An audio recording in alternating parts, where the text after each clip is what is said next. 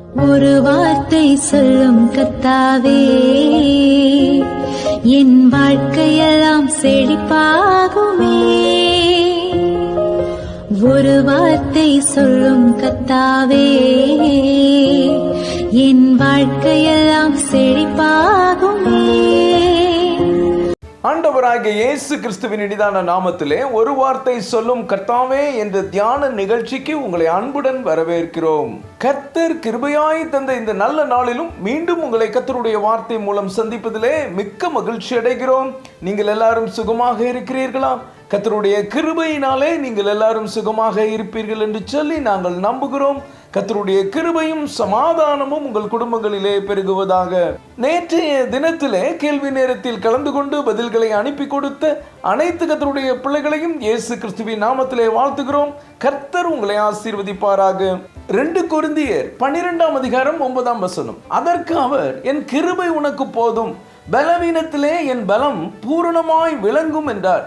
ஆகையால் கிறிஸ்துவின் வல்லமை என்மேல் தங்கும்படி என் பலவீனங்களை குறித்து நான் மிகவும் சந்தோஷமாய் மேன்மை பாராட்டுவேன். கிறிஸ்துவுக்குள் மிகவும் அன்பான தேவனுடைய பிள்ளைகளே, கர்த்தர் இந்த நாளிலும் நமக்கு தரும் ஆசீர்வாதமான வார்த்தை என்னவென்றால், என் கிருபை உனக்கு போதும், பலவீனத்திலே என் பலம் பூரணமாய் விளங்கும்.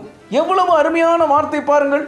இன்றைக்கு உங்களுடைய வாழ்க்கையிலே ஏதோ ஒரு பலவீனத்தை உணர்கிறீர்களா? அது சரீரத்தில் காணப்படும் வியாதியாக இருக்கலாம், போதிய வருமானம் இல்லாமல் இருக்கலாம், கடன் பிரச்சனையாக இருக்கலாம், ஏதோ ஒரு தேவையாக இருக்கலாம். இப்படி ஏதோ ஒரு விஷயத்தில் பலவீனப்பட்டு அதை மேற்கொள்ள முடியாமல் இருக்கலாம்.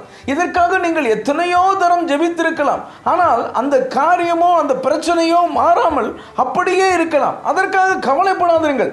கர்த்தர் இன்றைக்கு உங்களை பார்த்து, என் அன்பு மகனே, என் அன்பு மகளே, என் கிருபை உனக்கு போதும், உன்னுடைய பலவீனத்திலே என்னுடைய பலம் பூரணமாய் உனக்கு இருக்கும் என்று சொல்லுகிறார். எத்தனை பேர் இந்த வார்த்தையை விசுவாசிக்கிறீர்கள்? விசுவாசிக்கிறவர்கள் ஆமென் என்று சொல்லுங்கள். இங்கே பவுல் அப்போஸ்தலனுடைய வாழ்க்கையிலே அவருடைய சரீரத்திலே ஒரு முள் கொடுக்கப்பட்டிருந்தது. அவர் தன்னை மேன்மைப்படுத்தாதபடிக்கு அது அவரை குட்டும் சாத்தானுடைய தூதனாய் இருந்தது. இது அவரை விட்டு நீங்கும்படி 3 தரம் கர்த்தரிடம் பவுல் வேண்டுதல் செய்கிறார். ஆனால் அது அவரை விட்டு நீங்கவில்லை. மாறாக அதை விட மிக பெரிய ஆசீர்வாதமாகிய கர்த்தருடைய கிருபை அவருக்கு கிடைத்தது. கர்த்தருடைய வல்லமை அவரை நிரப்பியது.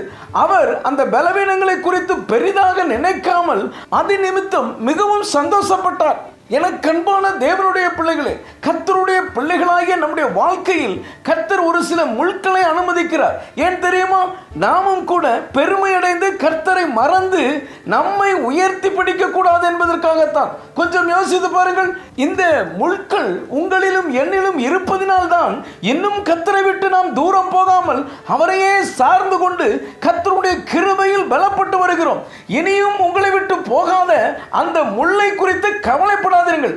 அதை விட மிக பெரிய கர்த்தருடைய கிருபையை பற்றிக் கொள்ளுங்கள்.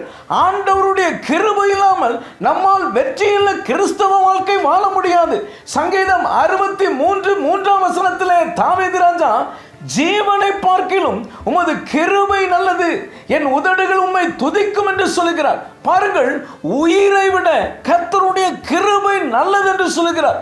அந்த கர்த்தருடைய கிருபை எனக்கு போதும் என்று சொல்லுங்கள். கர்த்தர் தம்முடைய கிருபையினால் உங்களை நிரப்புவார். ஆதியாகமம் 6ஆம் அதிகாரம் 8ஆம் வசனம் இப்படியாக சொல்கிறது, நோவாவுக்கோ கர்த்தருடைய கண்களில் கிருபை கிடைத்தது. ஆம் கர்த்தருடைய பிள்ளைகளே, நோவாவுக்கு கர்த்தருடைய கண்களில் கிருபை கிடைத்ததினால் அவனும் அவனுடைய குடும்பத்தாரும் பெரும் வெள்ளத்திலிருந்து பாதுகாக்கப்பட்டனர்.